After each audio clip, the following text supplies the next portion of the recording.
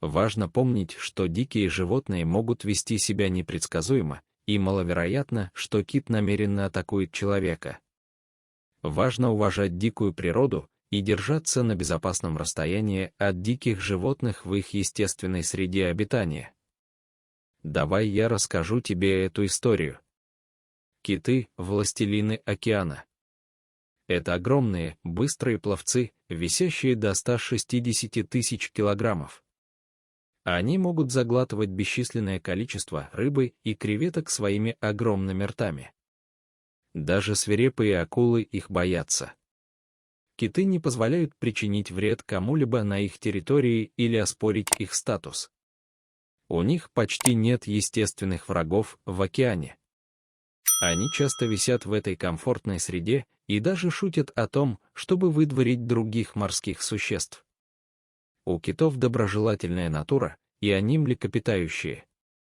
Хотя они живут в океане, они используют легкие для дыхания и должны всплывать, чтобы вдохнуть воздух. У них также добрая натура, потому что они вытаскивают своих детенышей из воды, чтобы те не утонули в море. Когда они сталкиваются с тонущими или барахтающимися существами в море, они помогают им, как если бы заботились о своих детенышах. За рубежом часто происходят инциденты, когда киты спасают людей. В этой истории кит пришел на помощь, чтобы защитить ныряльщика, оказавшегося в опасности. В то время ныряльщик снимал под водой, и основным объектом, который он и его команда снимали, был один из самых опасных хищников моря — акула. На самом деле ныряльщик тоже очень испугался, когда узнал о своем задании. Одна мысль об острых зубах акулы заставила его сильно бояться. Но чтобы выжить, ему пришлось это сделать.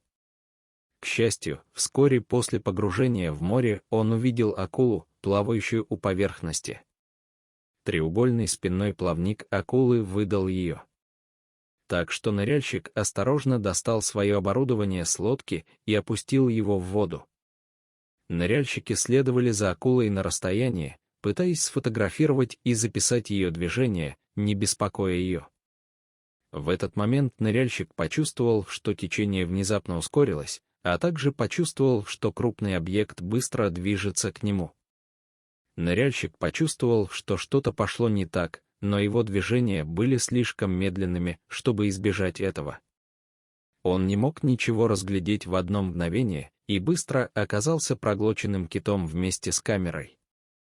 Ныряльщик почувствовал себя в отчаянии и не ожидал умереть так быстро. Тем не менее, он был удивлен, что кит его не укусил, потому что боли он не почувствовал. Как только ныряльщик почувствовал себя сбитым с толку, он почувствовал толчок назад, а затем был выплюнут китом. И тогда ныряльщик увидел, что его проглотил огромный кит. Кит выплюнул ныряльщика и не уплыл сразу, а использовал голову и рот, чтобы подтолкнуть его к поверхности. Примерно через 10 минут ныряльщик наконец добрался до поверхности. Кит только хлопнул своими грудными плавниками и повернулся, увидев, что ныряльщик в безопасности на борту. И только тогда ныряльщик понял, что кит беспокоился, что акула его атакует.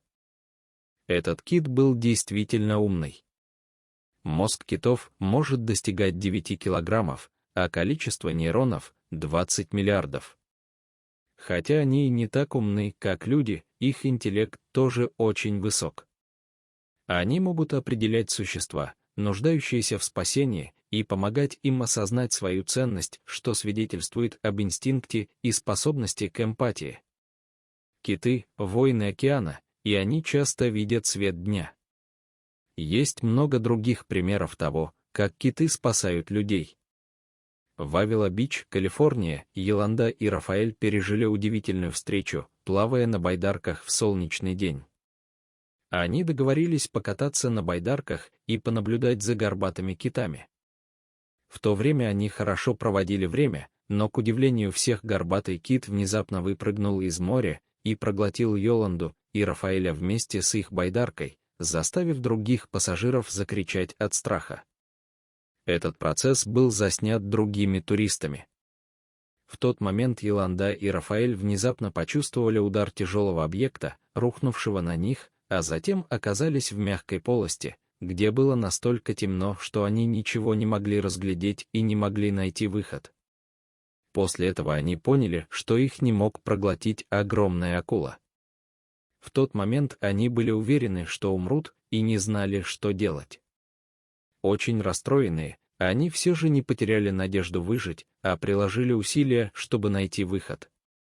Они обнаружили, что существо, проглотившее их, не имело зубов, поэтому они не были разорваны. Но они испугались, что это может быть существо крупнее акулы, такое как китовая акула или китообразная. Хотя у этих гигантских животных и нет зубов, их сила укуса намного больше, чем у людей, поэтому выбраться из их ртов или желудков практически невозможно. В отчаянии Йоланда и Рафаэль увидели свет. Оказалось, что их выплюнули и вернули на поверхность. В тот момент они находились во рту огромного кита. К счастью, кит не захотел их есть. Он быстро раскрыл рот, чтобы выплюнуть их. После этого Йоланда и Рафаэль повезло выжить. Я думаю, что странный опыт Йоланды и Рафаэля и ныряльщика позволит им хвастаться им всю оставшуюся жизнь. В конце концов, не каждый может увидеть кита своими глазами, не говоря уже о том, чтобы быть проглоченным китом и остаться в живых.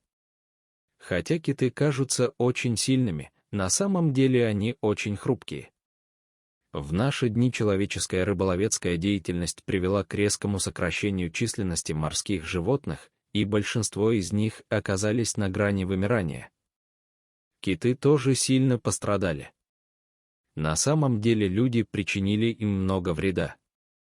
С ростом человеческой активности в морской воде становится все больше загрязнения, такого как белое загрязнение, разливы нефти и радиоактивное загрязнение, что угрожает жизни многих животных.